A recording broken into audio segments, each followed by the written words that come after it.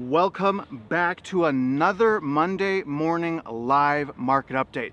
Super happy to be here with you. I have a lot to cover today. We're going to go over the market update, watch where the money's going, liquidity, we'll watch where mortgage rates are at.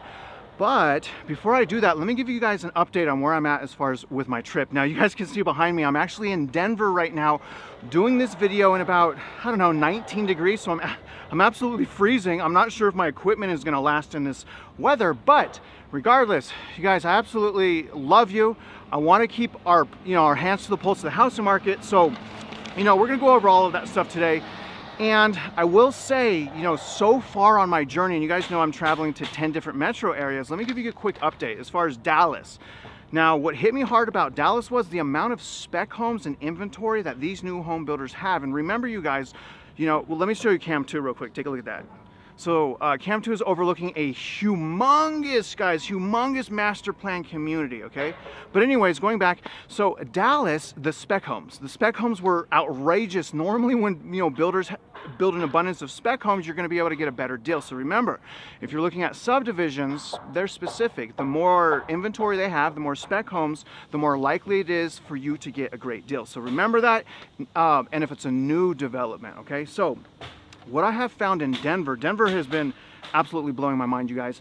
What I found in Denver, that it's just, I can't put it into words, the new construction for apartments. They have so much new construction going on here with apartments. It's shocking. And the thing is that's so crazy about this, they're stacked on top of each other. They're not even like 5-10 miles away. They're literally, some of them are right across the street. So look out for that video.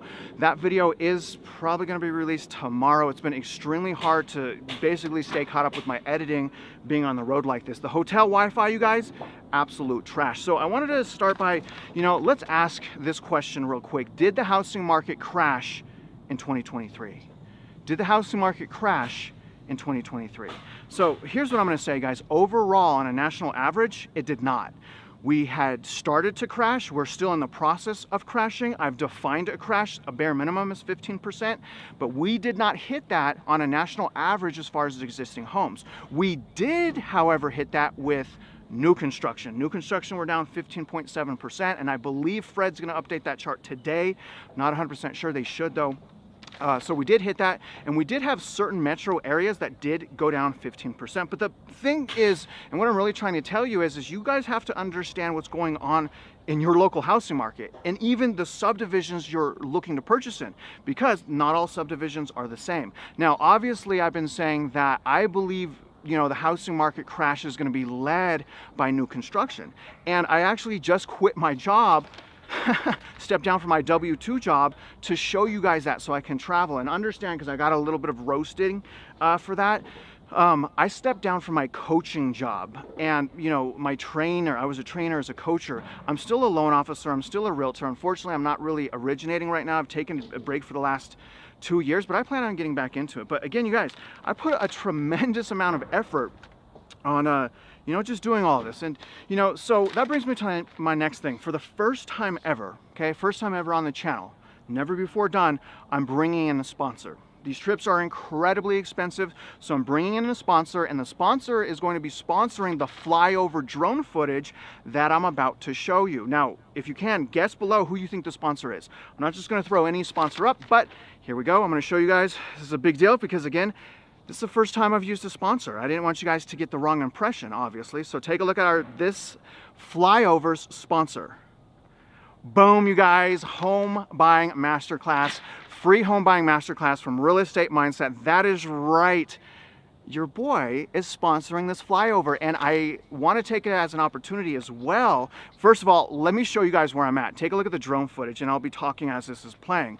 So this is going to be flying over, again, this master plan community that I'm flying at. But as far as the home buying course, guys, I'm not gaining anything from that. If you think I want emails and stuff like that, then just put a fake email in. I'm happy as long as you guys are learning to purchase, right? What I don't want to see is viewers of this channel purchasing real estate based on the fear of missing out. I want you guys to be purchasing real estate based on great fundamentals, which is very hard to find right now. And some of those great fundamentals is like having no consumer debt, right? 25% of your net income going to the mortgage. and, you know, having the right expectations, cash flow on the property, you know, wedge on the property, you know, just purchasing smart. So I would really encourage you guys, again, go to the Home Buying Master course. It is linked in my description. It is free, and it is the bare minimum. So what I did in that Home Buying Masterclass, y'all, isn't that drone footage amazing? What I did in the Home Buying Masterclass is basically, I'm blunt, okay? It's nothing sexy. I don't have any forms or charts.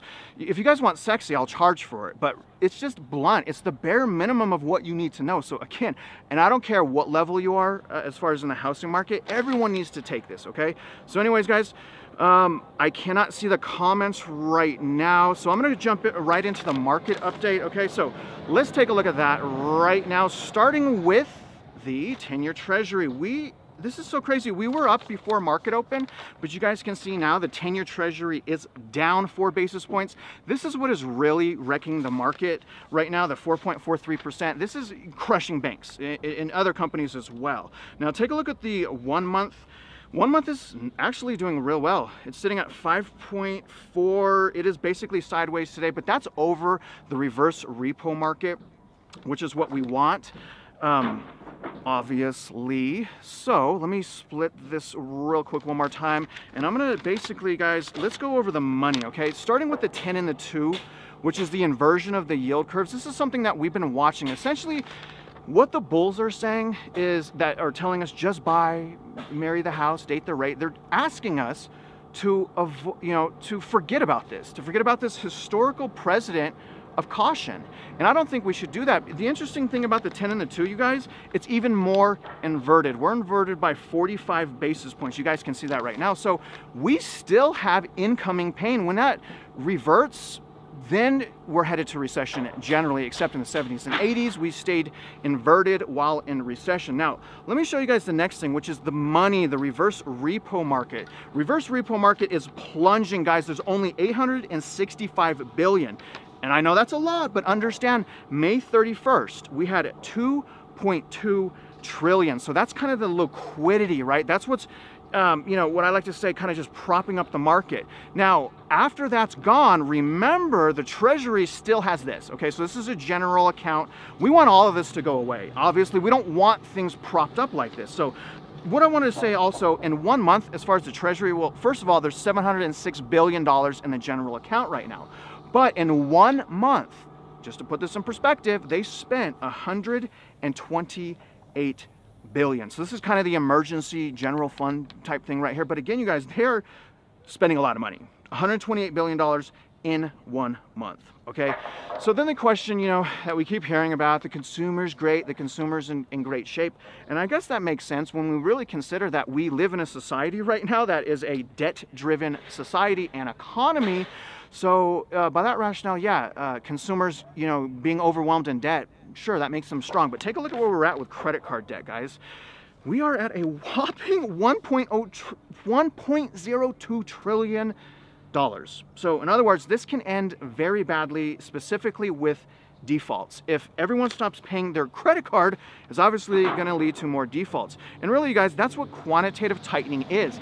The more that we stay at this level of quantitative tightening, naturally, basically what we're going to get is unemployment and defaults in consumer debt, whether it's credit cards or auto loans. And remember, the last bank failure that we had was a bank that failed because of defaults in auto loans.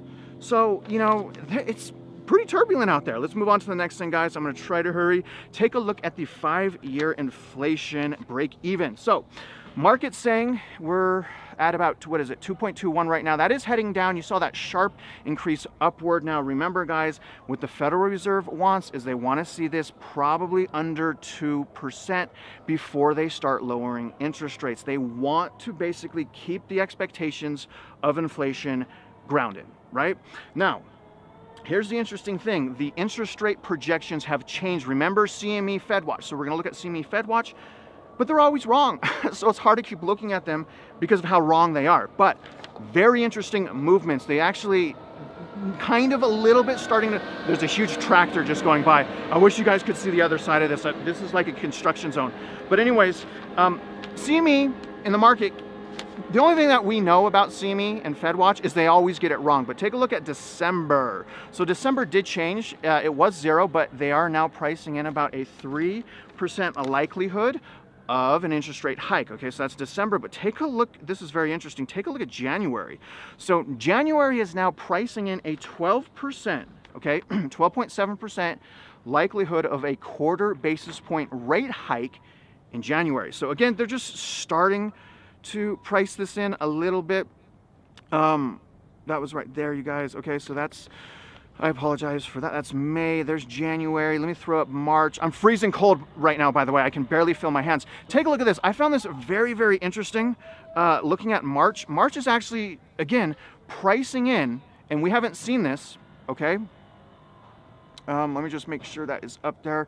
Okay, so we haven't seen this yet, but March is basically, the market's pricing in a 9.7% likelihood of a quarter basis point rate hike in March. So I thought that was pretty cool. You can see that highly likelihood that we're going to be elevated. So let me show you guys May. Again, this is getting really interesting with the interest rates. So here's May. So again, very interesting to see that the market is a little bit, not a lot, but pricing in potential, again, not a lot, but a little bit, potential rate hike. So we can see here again, May, 5.9% likelihood of a quarter basis point rate hike. But what I really like about May, if you really look here, we basically have the market saying 51% likelihood that we have interest rates stay elevated, and hopefully we have interest rates stay elevated in the front end of the spring home buying season. But regardless, you guys, if interest rates go down, there should be a sudden surge of inventory. Now the question is there going to be, more buyers than there will be listings? And I don't believe so initially, right? Again, depending on unhinged unemployment and then consumer debt defaults. But look at June. June is also really interesting. We've been studying mid-year of 2024 a lot, but what June is saying, again, look at how they're pricing in that quarter basis point hike right there. Again, just barely, but at least it's there at 3.2% likelihood. But what I really like about June is we're now back at a 30% likelihood that we stay elevated. And overall, if you go to the left there, you can see that's a 42% chance of a quarter basis point rate hike. So anyways, before I get into the mortgage update, so we'll go into the mortgage update, we'll go into the affordability stuff, but let me play a video for you guys. This is a crazy video. It's basically a video where Glenn Kelman is talking about the housing market. He's being interviewed because now these bulls, and I like this, these bulls are starting to switch to bearish. They're starting to acknowledge that price cuts, to be honest, are very likely, and they're going to happen, and they're going to happen next year. So let me get this set up for you guys. Again, this is a really cool video. I hope you guys like this. Let me just make sure my volume is good. Okay, here we go. Enjoy the video. You have to go all the way back to August of 2010.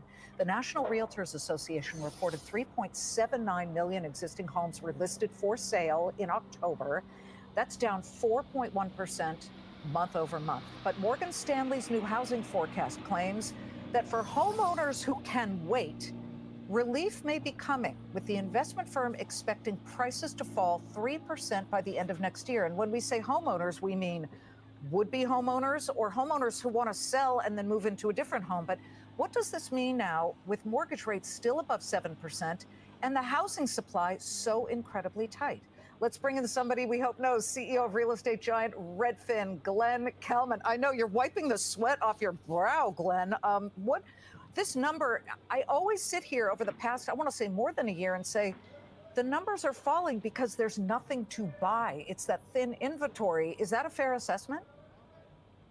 It has been a fair assessment, and it's certainly why October came in so low. Rates were still at 8% back then, and now they're closer to 7.5%. But there has been a change in the market, a disturbance in the force, where for the first time, we are seeing inventory start to increase, both because people are listing homes and because old listings aren't selling. 1 in 5 homes have had price drops. What that bank said about prices coming down for the first time seems not just possible, but likely. Okay, 1 in 5 are dropping their price. I always look, and sometimes in different areas where, you have a little dream of, I'd love to have a little, a holiday home or something like that. And it's price cut, price cut, price cut. So that's not just one particular region. Where are you seeing the biggest price cuts? Really in middle class and even affordable homes, the luxury market where you may be looking for a ski shack, Liz, is less likely to have price cuts. But across the board, people are cutting prices. That always happens at the end of the summer season because people haven't been able to sell in June and July. So they mark the property down to get it sold by the end of the year. It's just happening more now Mhm. than almost at any time in the past. And so for the first time, there's a break in the logjam where we might see a real drop in prices, and that is going to spur sales. The market has just been frozen because buyers and sellers can't agree on a price. They can't agree because it's the seller thinks it's worth more and the buyer thinks it's worth or wants it to be worth less. But this frozen tundra has been the cosmic crash, if you will, of higher mortgage rates, which arguably 7%, not historically, but recent history, are still pretty high for psychological reasons for many people, plus the thin inventory. But now, as you start to see that movement, where are the areas that you feel will have the most inventory right now? Oh, the Sun Belt. So investor activity is down 40% in the Sun Belt. If you look at a place even like Austin, Texas, where there was so much Airbnb activity, people were buying houses and trying to build an Airbnb empire. Property taxes came due in the fall, and so many people are trying to get out of that market to avoid paying the tax. So that was one of the first places where we saw prices soften. But if you go west across the American Southwest, you'll see the same thing. One place that is still doing relatively well is Florida, though. So many people want to move there that even though the market is soft, Florida is pretty strong. That is, I would expect that from Florida, but Austin was sizzling, was it not? Yeah, well, the market give, the market take in places that really went sky high, like Boise or Portland or Austin, Texas. It just came crashing back down to earth. It's sort of a thin market in some of these places because so many people wanted to move and there were so few homes. The prices really shot up at unsustainable rates. And now it's just really hard on the people who live there because they're looking back 6 months and say, what if I had sold in 2022 or even at the beginning of 2023? What could I have gotten? And they are unwilling to mark it down, or at least they were until quite recently. Are prices climbing in Detroit? Did I see that? That is also one of the strongest areas. It's so affordable. And if you go a little bit beyond Detroit to Grand Rapids, Michigan, that is one of the strongest markets in the country. You see the same effect in the far flung reaches of New York State. So Rochester, Albany are doing reasonably well. People are just able to commute from a very long distance or live a remote life in the same state. And that has kept those markets going really strong. Glenn, Redfin just put out an article, 10 tips for selling your home during the holidays. Well, what are the tips for buying a home during the holidays if people want to treat themselves? I get the selling, but buying homes, like what is the strategy to making sure you get the best deal when buying a home? Well, number one, you've got to date the rate and marry the house. So I just tell people, regardless of the season, that you want to make sure you really love the property because it's hard to make a good financial decision if you hate the house. And it's hard to make a bad one if you love the house and you're going to live in it for a long time. So I think some people at the end of the season feel some fatigue. We were looking in the summer, we were looking in the fall. Don't settle. Hold out. More inventory is coming in January and February, so you can get a good deal. There are some sellers who are really motivated, and that's why people are in the market right now at the end of the year. But do that because it's the house you want, not just because somebody has dropped their price. That's my advice. Yeah, and don't fall for the trick when the seller is baking cookies when you come to look at the house. Oh, That's the old trick. Oh, the house, oh, this is so homey, and I'm baking. Comment below. Seriously, how refreshing is the audio okay, by the way? How refreshing is that to hear? You know, they're starting to shift their narrative, and that's really what I was trying to point out. And it's a good thing. I don't want to talk smack on people, you know, especially because remember, guys, look at all the people that have kind of like been talking down on us. Not a lot, but a handful. I'm glad they're changing their tune because them changing their tune is going to help people realize that we need to kind of pump our brakes and understand, guys, when we use the word crash, okay, when I use the word crash, what we're doing essentially is what I'm trying to do is telling people to hold on, to stop, take a minute, think about what you're doing. But when people say, like realtors say that, you know, date the rate and marry the house, what they're doing is they're pushing you. They're pushing you forward. They're wanting you to use your emotion versus fundamentals. And right now, you guys, you know, with the prices and the interest rates, it's just a really difficult time to find a great deal. But if you find a great deal, by all means, knock it out. But what I want to do is let's talk about the amortization schedule. And remember what I'm saying. If there's one thing I want you guys to get from this live stream, it's how much money lenders could make on an amortization schedule. The way the mortgage works, because it is front-loaded heavy with interest. So again, I think it's super reckless to say just refinance later, because that is incredibly expensive and you have to start your amortization schedule all over again. So I'm gonna do it a little differently today. Take a look. Oh, first of all, let me start with interest rates. So here's where we're at with interest rates. Okay, we're sitting at a whopping 7.32%. So much for dating the rate, am I right? I mean, who's gonna refinance into a higher interest rate? Now, I understand, and we hear this a lot, that back in my day, interest rates were higher. Back in the year 2000, it was 8%. But what were prices? If you're gonna talk about that, talk about, you know what, don't even talk about the prices, just give me the PE ratio. What was the PE ratio? If you're gonna talk about interest rates, talk about the PE ratio. Here's the thing, you guys, you know, this is what I've been holding on to, okay? Because if I don't believe the housing market is gonna crash, again, 15%, then I'll tell you guys that. The main things I'm holding on to is basically the fundamentals. PE ratio, price to earnings ratio is 7.4, the highest it's ever been, even higher than the great financial crisis. So that means we're in a bubble. You know, the bubble we're in right now, you know, don't even consider pop or not, just a bubble, right? A massive equity run-up.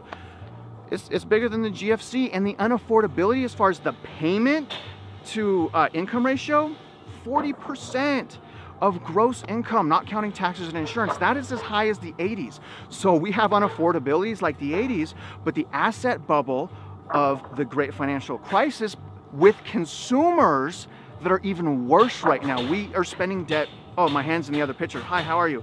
That's a little weird, sorry about that. Anyways, guys, I think you understand what I mean. And here, I'm gonna go back to the amortization schedule, and I want you guys to check this out yourself. You don't have to put $10,000 down, you know, on year 2 to save $40,000. You could put extra money towards payments and things like that. But let's see where we're at as far as if you guys buy a house today and you get a 7.32%, if you look there where it says total interest, basically if you, and I know you probably won't pay the loan for 30 years, but if you did, the fees are $483,000. Again, $483,000 in fees. So is renting really that bad of an idea if you're gonna pay back $483,000 in fees?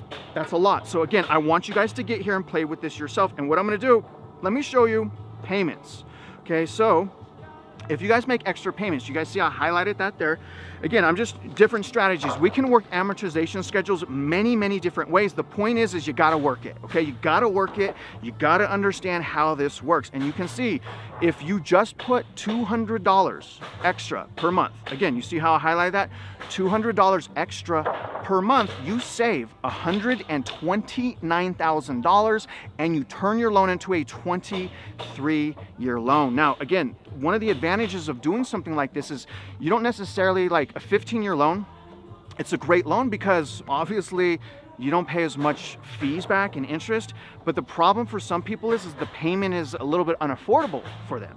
So even if you get a 30-year mortgage, understand if you play the amortization schedule the right way, you can actually turn that loan into a 15-year loan, but not be locked into the payment. So again, the more you guys are aware of how to set up the amortization schedule, I think the better off you are. Now, anyways, guys, I wanted to make this update super quick. I'm about to, you know, pack up all the equipment right now, and I'm gonna be driving to Salt Lake City. And then from Salt Lake City, I'm going to Boise, and I'm gonna be in Boise probably 2 or 3 days. That's gonna be my like recovery point where I'm gonna rest one day, hopefully catch up on the editing. And then from Boise, I'm obviously going to, where am I going after Boise? Reno? I'm going to Reno, after Reno, Sacramento. I've already been talking to Johnny. Johnny's got, you know, Johnny, I love you, Johnny. I hate that I have to give you $1, but Johnny's gonna come out with me in Sacramento. I'm gonna stay with him. We're gonna go tour houses in that whole area. Super excited about that, man. Really love you guys. So I'm gonna do that. After Sacramento, I'm gonna be going to Las Vegas, and I'm gonna try to go to the areas that I covered you know, last year. And remember, you guys, I've been doing these metro reports for what, almost a year?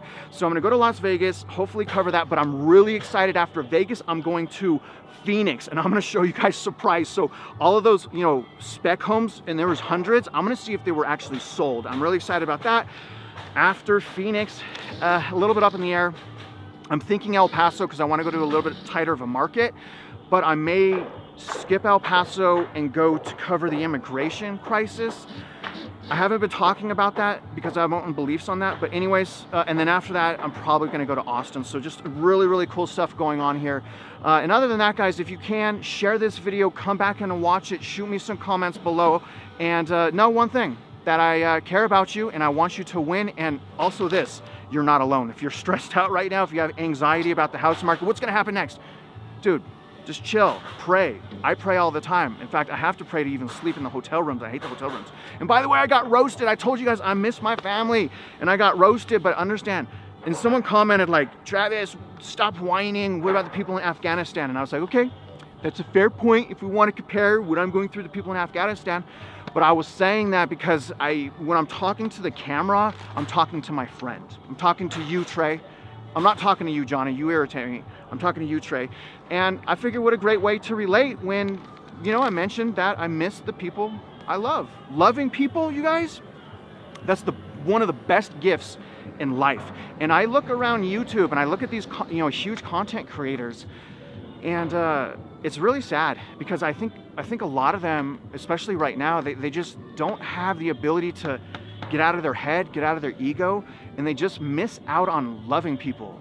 I mean, it's an amazing thing. So sorry if Deuster's on. I'm sure he's gonna roast me for getting sentimental, but you guys, you know, I live my life with my heart because I'm passionate and I care, and I know that gets me in trouble. But you're always gonna get the passion, you're always gonna get my love. Now, other than that, guys, I'm gonna get out of here. Let me know how I did. I'm freaking freezing right now. You can see the snow. I mean, look at this beautiful, one more time, look at the view. I mean, this is what I've been doing. Denver is an amazing, amazing place. So again, look out for the next video. Next video, Denver rental market. So I was able to do that. It's only about 10 minutes long, but the rental market in Denver is, for lack of better words, is absolutely screwed. And other than that, guys, have a great Monday. I hope that you guys have a successful week. You know, let your goals shape your approach. And other than that, if you're out there investing in real estate, you guys already know